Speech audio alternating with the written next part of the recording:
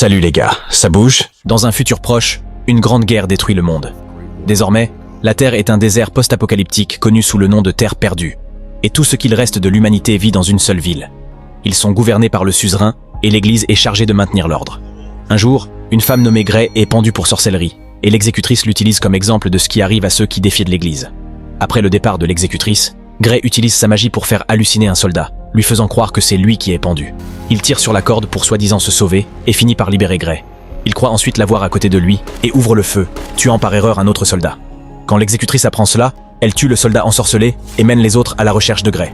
Pendant que le groupe fouille la pièce, Grey se cache dans l'ombre pour tuer les soldats un par un, jusqu'à ce qu'il ne reste que l'exécutrice. Grey parvient à la coincer en la menaçant avec un couteau, et l'exécutrice lui dit de le faire. Mais au lieu de lui offrir une mort rapide, Grey choisit de la pendre.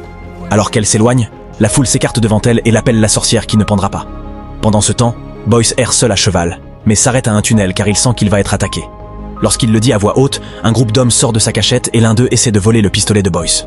Cependant, un serpent à 2 têtes y est attaché et le tue immédiatement. Puis Boyce joint ses mains pour faire apparaître des armes et tue rapidement toute la bande avant qu'il ne puisse le toucher. Avant de partir, il reprend son serpent pour le ramener à Grey.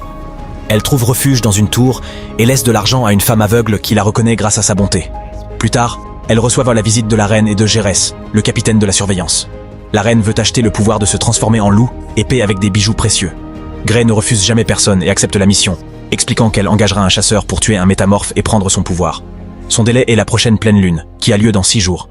Tandis que Grey prépare ses lames pour partir, Gérès tente aussi d'acheter un vœu. Il veut que Grey échoue dans la mission de la reine. Il jure lui être loyal, mais pense que ce pouvoir la détruira. Grey ne le croit pas et pense qu'il est simplement jaloux. Mais comme elle ne refuse personne, elle accepte sa montre comme paiement. Ensuite, Grey utilise un sort pour observer les terres perdues et trouver ce dont elle a besoin. Elle voit un groupe d'hommes essayer de combattre un immense loup, mais ils sont tous tués en quelques secondes. Pendant ce temps, le suzerain est au lit et demande de l'aide à la reine car il s'est encore marié. La reine appelle les servantes tout en insultant son mari, visiblement lasse de lui. Quelques instants plus tard, elle embrasse Boyce, révélant qu'ils ont une liaison. Quand Boyce tente de quitter le château discrètement, les gardes l'arrêtent. Alors il crache l'alcool qu'il buvait et allume une torche pour brûler un garde. Puis il en pousse un autre dans les escaliers.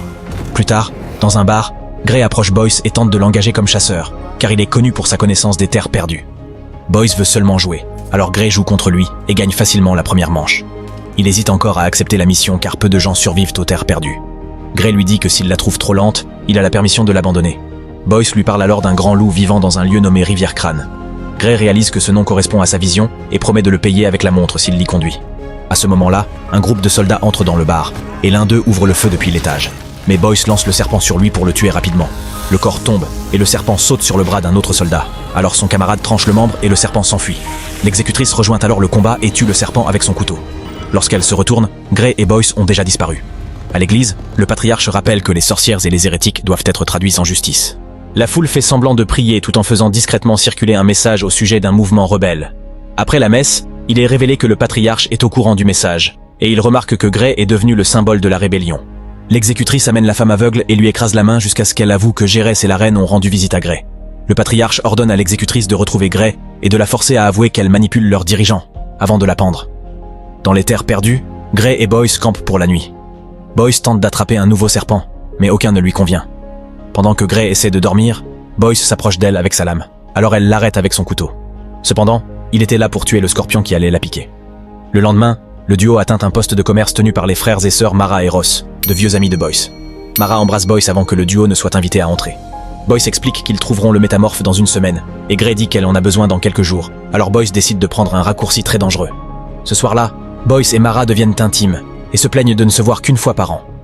Au matin, quand le duo repart, Boyce avertit Mara que ces deux-là sont les seuls visages amicaux dans les terres perdues, et Grey remarque un squelette de bête dans une cage. Pendant ce temps, l'exécutrice et tous ses soldats ont commencé à fouiller les terres perdues en train. La reine va voir le patriarche, car il a autorisé l'usage du train sans la consulter, en plus d'avoir envoyé tous les soldats, laissant la ville vulnérable. Le patriarche dit avoir entendu des rumeurs de trahison, mais la reine lui assure que tout cela est faux. Plus tard, le patriarche appelle l'exécutrice à bord du train et lui dit qu'il a confirmé que la reine ment. Ils doivent donc attraper la sorcière rapidement. S'ils arrêtent la reine pour trahison et que le suzerain malade meurt bientôt, le patriarche pourra prendre le contrôle de la ville. Quelque temps après, les soldats trouvent Ross et Mara et les torturent, jusqu'à ce que Mara avoue que Grey et Boyce vont à la Rivière-Crâne. Avant de partir, ils tuent les deux et brûlent leur poste de commerce. Le lendemain, Grey et Boyce arrivent à la faille. une ville en ruine remplie de gouffres. Ils entrent dans un ancien bâtiment avec un téléphérique, et Boyce cherche le conducteur qui accepte n'importe quel passager contre de l'argent. L'homme ne répond pas quand Boyce l'appelle, alors le duo commence à fouiller le bâtiment. Malheureusement, ils découvrent que le conducteur a été pendu, preuve que les soldats sont arrivés les premiers. Quand le duo tente de fuir, l'exécutrice et ses hommes les encerclent. Ils sont prêts à laisser Boyce partir s'il leur livre Gray et montrent le corps de Mara comme preuve de leur sérieux. À ce moment-là, Mara se réveille et prononce le nom de Boyce. Alors l'exécutrice lui tire dessus pour la tuer définitivement. Furieux, Boyce ouvre le feu pendant que Gray se glisse en avant, abat un soldat et lui vole ses armes. Elle tire aussi, et ensemble, elle et Boyce tuent rapidement tous les hommes qui les entourent. Malheureusement, une horde de soldats se cache encore dans le train et sort maintenant pour rejoindre le combat. Boyce et Gray continuent à se battre et à tuer autant d'hommes que possible, mais les soldats arrivent en masse et leur nombre devient ingérable. De plus, Gray n'a plus de balles. Le duo tente alors de fuir. Cependant, le train possède un canon qui tire sur eux. Heureusement, ils se déplacent assez vite pour ne faire qu'une chute sans blessure. Ils courent ensuite vers le téléphérique, et Boyce le lance en tirant sur le câble. Les soldats essaient encore de les atteindre, alors Gray et Boyce se battent au corps à corps pour les empêcher de monter dans la cabine, qui survole maintenant un immense gouffre. Les soldats tombent d'une grande hauteur et meurent. Des hommes apparaissent sur le toit de la cabine, et Gray grimpe immédiatement pour les combattre avec ses lames. Elle se déplace rapidement, élimine la plupart d'entre eux, et effectue un grand saut au bord de la cabine pour forcer le dernier à la suivre. Elle n'a plus qu'à lui trancher la main pour le faire tomber dans la cabine. Boyce combat aussi quelques soldats restant à main nue. Voyant ces hommes vaincus, l'exécutrice ordonne à un soldat de couper les câbles. La cabine est désormais suspendue sur un côté, et Gray doit utiliser ses lames pour se maintenir. Boyce brise une fenêtre pour faire tomber un autre soldat. Puis l'exécutrice tire sur l'autre câble et la cabine dévale, glissant à travers un bâtiment avant de s'écraser sur la paroi d'un gouffre. Gray et Boyce commencent à grimper la paroi rocheuse et parviennent à sortir de la cabine. Juste avant qu'elle ne tombe, l'exécutrice ouvre le feu et atteint l'épaule de Boyce alors qu'il grimpe encore. Mais Gray a déjà atteint le sommet et utilise ses pouvoirs pour distraire l'exécutrice, ce qui permet au duo de disparaître. Cette nuit-là, Boyce retire la balle de sa blessure et Gray recoue la plaie. Boyce pense à ses amis perdus et jure de se venger de l'exécutrice. Avant de s'endormir, ils observent les couleurs et les éclairs dans le ciel. Le lendemain, la reine apprend qu'elle est enceinte. Elle sait que le père est Boyce, mais prétend que c'est le suzerain. Maintenant qu'elle a un héritier pour assurer le trône, elle pose un oreiller sur le visage du suzerain et l'étouffe jusqu'à la mort. Pendant ce temps, Gray et Boyce atteignent Fléau de l'ombre, une zone envahie par les démons la nuit.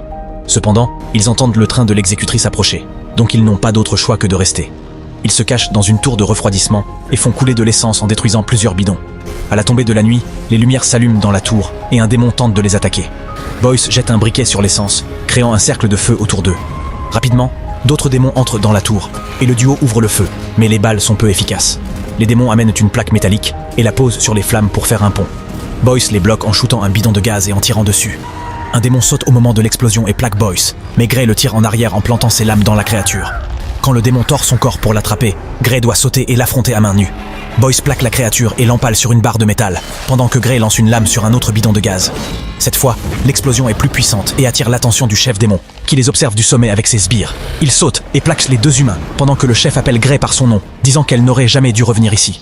Gray utilise sa magie pour le repousser et lance du feu depuis sa main, contrôlant le cercle de flammes pour le transformer en une gigantesque tornade de feu qui brûle tous les démons, y compris le chef.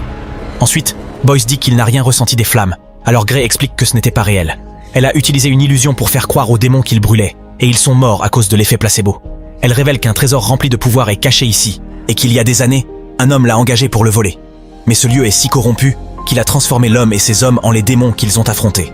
Le lendemain, le patriarche annonce que le suzerain est mort, mais que la reine est enceinte, donc l'enfant sera le nouveau suzerain.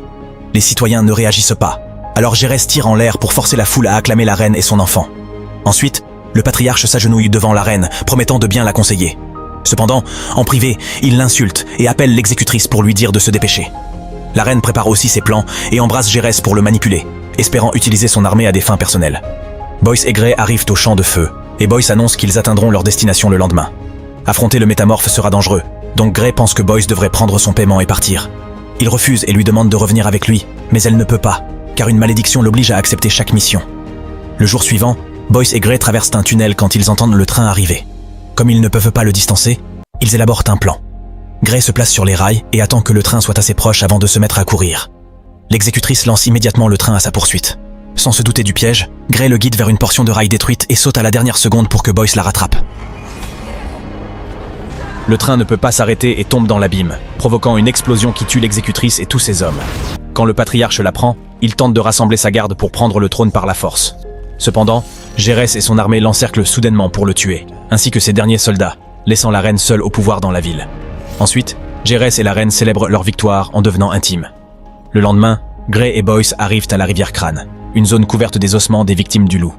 Ils fouillent un vieux bâtiment et trouvent des signes de vie, mais personne n'en vue.